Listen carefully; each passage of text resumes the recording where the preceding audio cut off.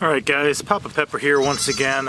It's been a while since I did one of these videos, but I'm going to do one of my series called Animals on the Homestead. So you'll hear this one's twin's a little sad that it's alone right now. But this one's going to be about goats.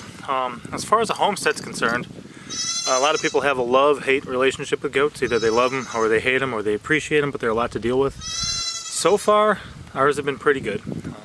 We certainly don't hate them. But they come in a lot of different varieties and then a lot of different uses too. So generally speaking, you're going to have two main categories of goats. They're going to be either meat goats or dairy goats. Meat goats are going to be kind of your larger build goats that people usually use for meat. And then the milk ones are going to be ones that are good for milking. And sometimes you'll get ones that are dual purpose where they leave a pretty large frame, but they're also producing a good amount of milk. This one here happens to be a Nubian. So it's one of the kind of more dual purpose ones. They're considered a dairy goat, but they do grow rather big.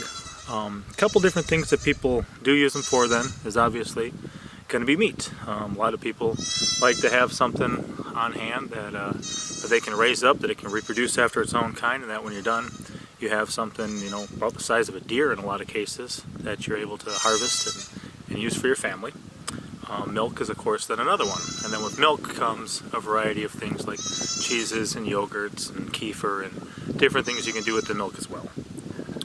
We've been milking ours, but so far we've only been using it for the bottle babies. A lot of times if you have a mama goat on hand that's in milk, or if you want to use the milk replacer, you can pick up bottle babies pretty cheap, because a lot of people, especially in the dairy goat industry, they don't really want the young males.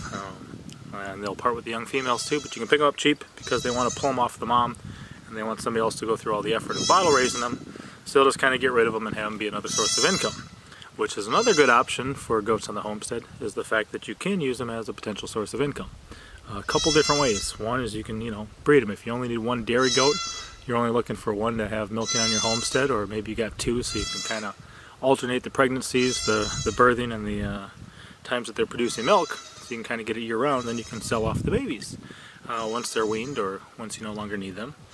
And another way that people do it is often they'll kind of have a lawn mowing, lawn clearing type property maintenance goat service, where they pretty much have a herd of goats and people will hire them to bring them to their land.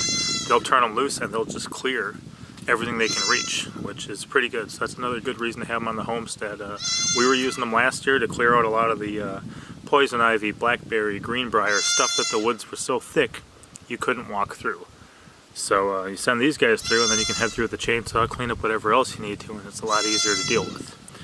We like them because they're fun, they're playful, especially the kids, which is what you call young goats. They'll hop around and jump around and bounce around, and they're a lot of fun to interact with. It's good for the kids, even just kind of the responsibility of bottle feeding them and taking care of them that way builds a relationship with them.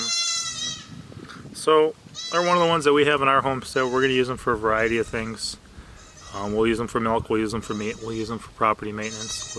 They fertilize as they go with the manure and stuff like that. So right now we've got 6 goats. Our milk goat Daisy had a son King who looks a lot like this. Then we picked up 2, this one and its twin, and then we have a Nubian male, and then a Savannah Boer cross, which is more of a meat goat breed. But we'll see what else we get into.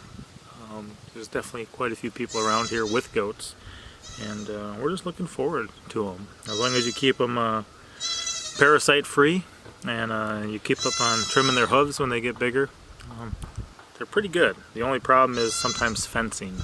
People have made the joke that if water can get through a fence, then so can a goat. So we've only had one that's a good jumper so far, and she's staying put right now, so good for that. Alright guys, Papa out.